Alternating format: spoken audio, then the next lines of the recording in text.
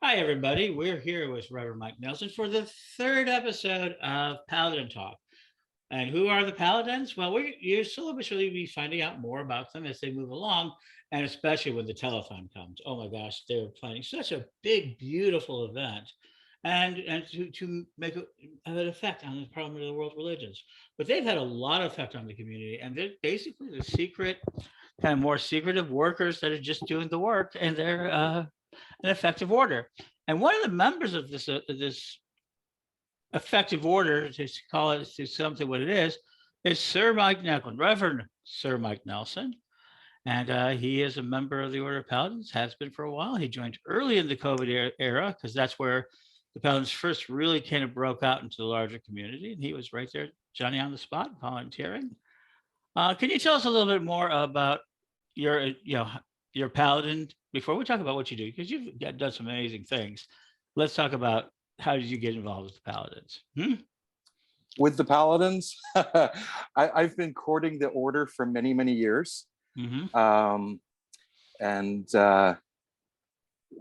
then just as you were mentioning, just before COVID, when the order started to, I guess you could say, kick back up again and get moving, General Elizabeth texted me and said, "Are you still interested?" And I said, "Absolutely, let's do this." And in I came, and it's been amazing ever since. I mean, it's and I would say also, especially through COVID, just the connectedness that I have been able to experience, like with the order in itself, and meeting many of you. Even just virtually. I mean, I'm up here in Canada, so it's well, travel is a little difficult, but I think it's very important people understand is the Paladins of this order actually really do spend a lot of time protecting the cyber roads so that people can connect. I mean, that is, if the ancient days were making sure the roads were clean, we're making sure the wires are clean so people can talk to each other, and because of that, we're able to form this really amazing little piece of what I call cyber architecture. But it's a very meaningful, long part of all of our lives. And so, but you recently, so just so people know, you recently received a request to speak at an event. And if I understand, it's an Earth. No, it's a male. Okay, go ahead and tell it to me again. Okay.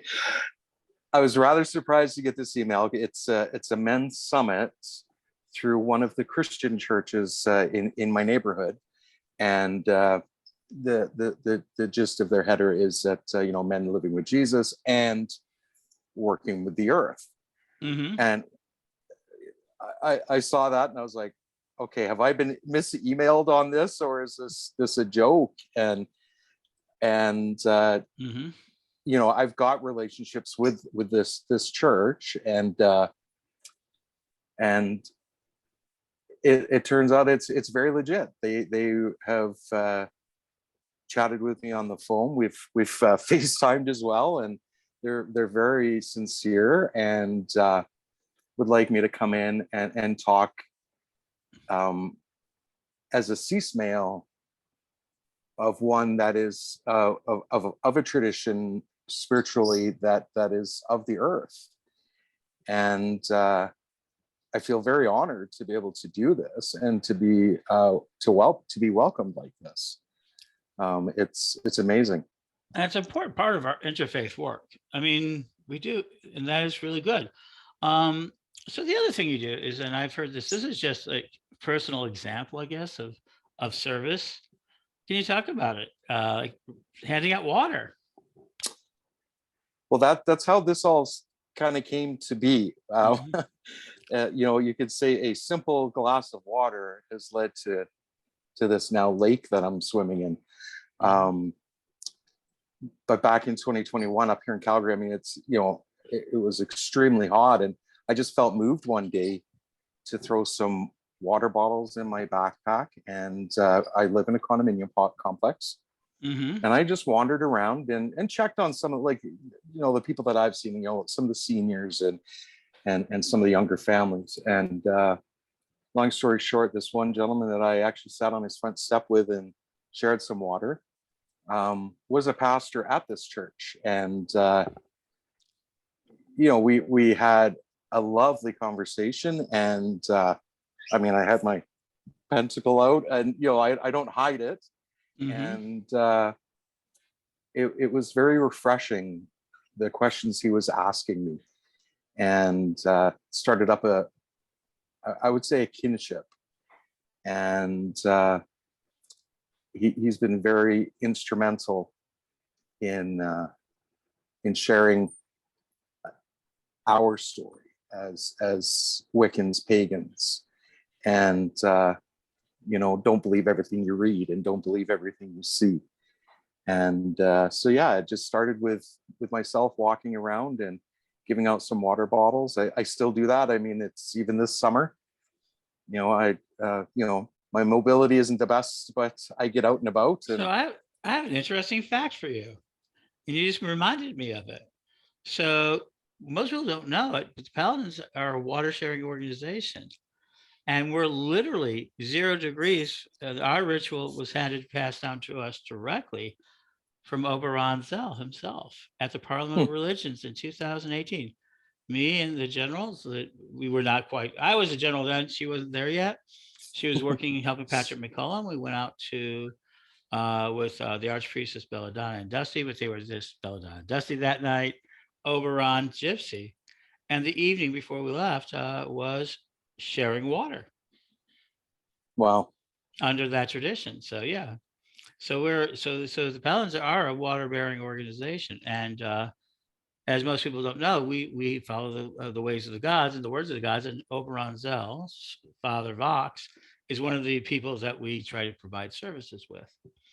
And so sharing water is a crucial part of our mission. And it's going to get harder and harder. So I really appreciate that. So personal examples. Save some water, hold it back. I'm not big for bottled water, so find purifiers. But we have that. We have a preparedness show, and then we'll Paladins are going to come on here and help you guys out. People go, "Oh, you guys are budget preppers?" Go, no, I don't think so. But we are believable. I think the big goal that I think people understand, you were very instrumental in forming this concept, is now we're trying to teach everybody to be 3 days prepared. I mean, like hardcore prepared. Because you've been talking about that. Can you talk a little bit about that? The idea of No, being absolutely. being 3 days prepared. Yeah, no, absolutely. I mean, it's, I mean, I've had people say the same to me. It's like, oh, you're a prepper, and that weird thought that they have of being a prepper. But it is important, to be prepared.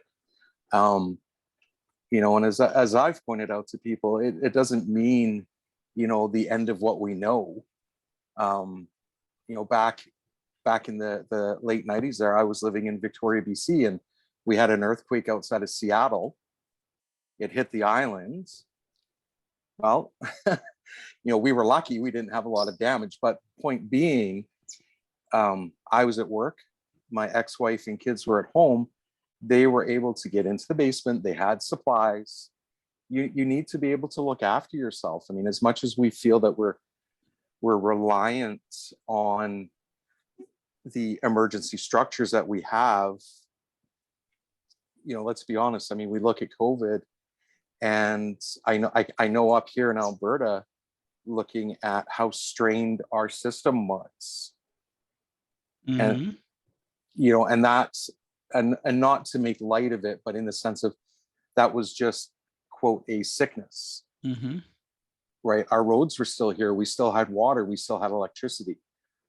What if, that had happened through a massive, like up here, a massive snowstorm, and everything got cut down, right? I mean, what are you going to do? And actually, even through COVID, there were some that, if you were sick and you couldn't get to a grocery store, it's massively important. It doesn't mean that, in my mind, that you're a doomsdayer or anything like that. So it just means that you're willing to look after yourself. So let's take something that really did happen. Being not a prepper, but for years, as people were looking at the Paladin Order and listening to what I was trying to do and trying to build infrastructure, even a month before it, the Paladins kind of agreed with it. And I've had been a techno mage and this sort of cybernetics. But they said, "Oh, I want to do your festival online. I want to do a hybrid festival. I want to buy your stage. I want to do all these musicians." And people have gotten used to me doing interviews. But what do you mean? I want to take your entire concert and put it on the air for.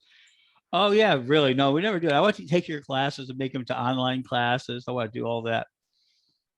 And then COVID hit in March 19th or so. I remember because I was coming back Yeah.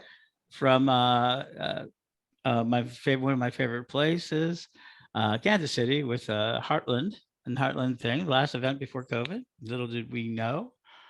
And within 2 weeks, it became obvious that nobody was going to save their festivals offline. The Paladins moved in. And most people don't realize we ran like a bunch of them, more than a dozen festivals for other people during that time.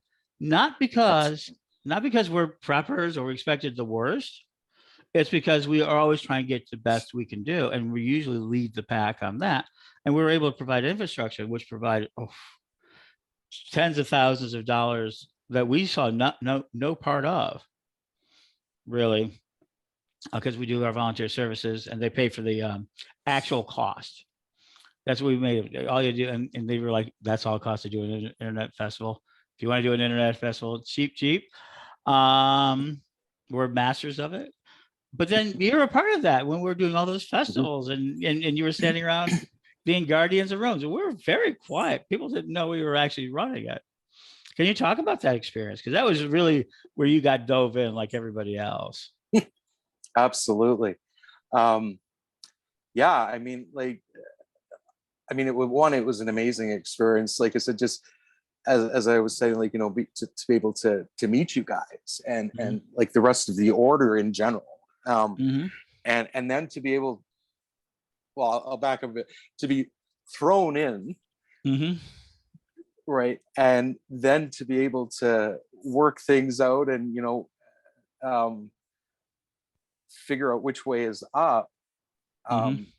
But at the same time, for myself, being up here, it was awesome because some of these events I've always thought about going to and going, oh yeah, I'd love to go to XYZ, but it's, there's cost restrictions for me, or this, that, and the other.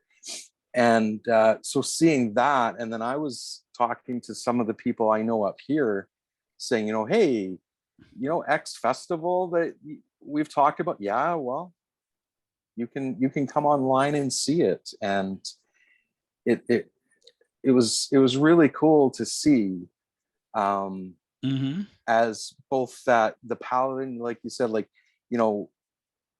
working behind the scenes, and you're there, but people, like you said, don't realize you're there and what you're doing, and being able to not just help facilitate it, but help to make sure that it's running smoothly.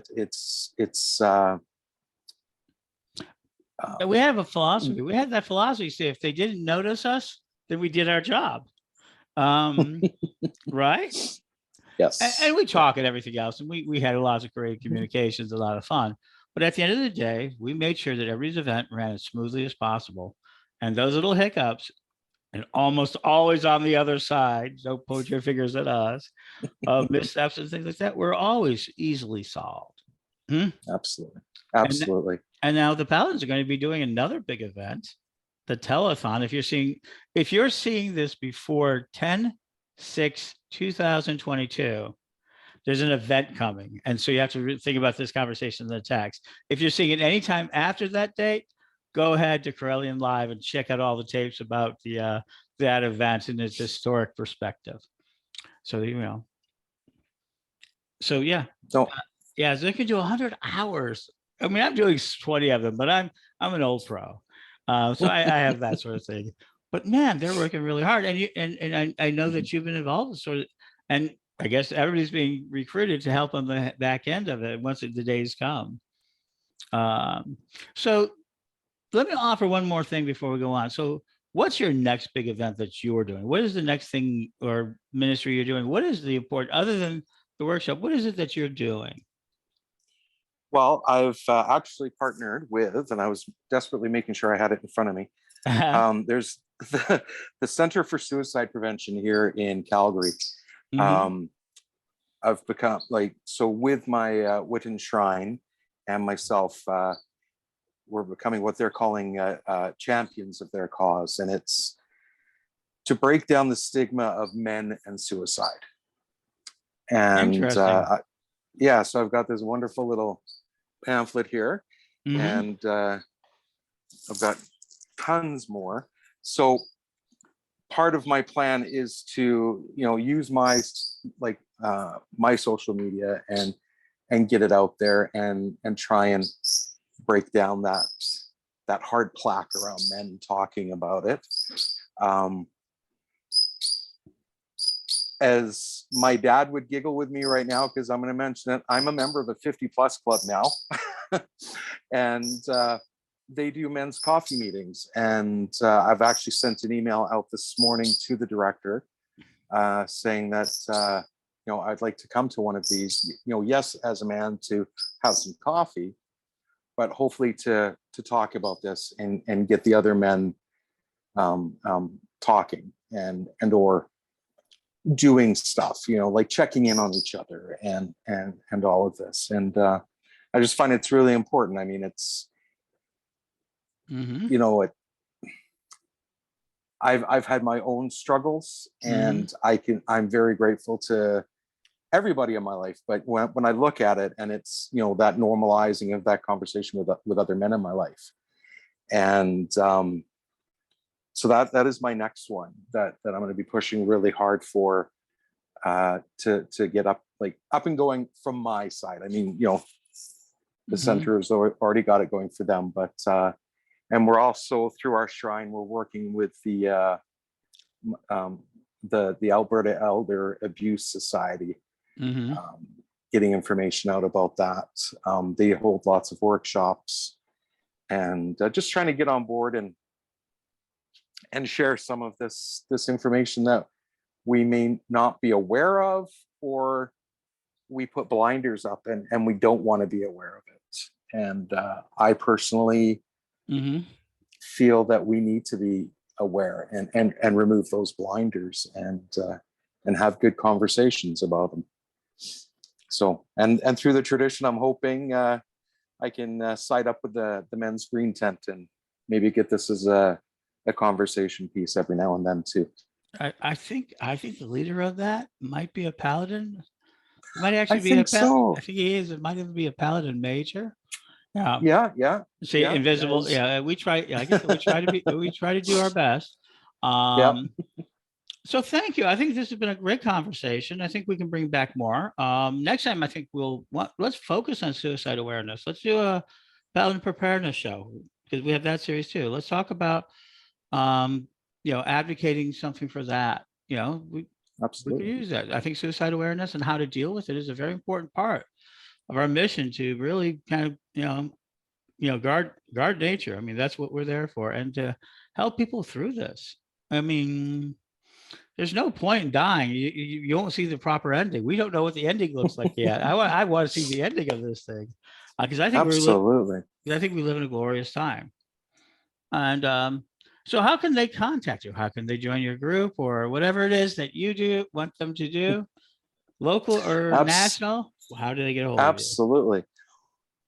Well, my social media presence so far for my shrine is just restricted to Instagram. Okay, there's But nothing wrong with that. yeah, so I can get that up here. I'll pull it up because it's probably easier than me spelling it. Um, you have to forgive. So I am going to do this. I'm sorry I'm doing it this way, but There you there we go. go. Let me P.S. just, P skies underscore PM. PSKIES underscore PM at Instagram. There you go. yeah. And I'm connected to that all the time. I learned from my job that Instagram can bring interesting messages late at night. Oh, sure. But yeah, but I'm definitely looking to make a better presence, working on a bit of a website and whatnot. But right now it's Instagram. Let me see if I remember it. Instagram. PSKIES_PM. You got it. There you go. Better than me. And our audience is going to get it and everything else. And we'll be back soon. And so thank you for being here. Blessings.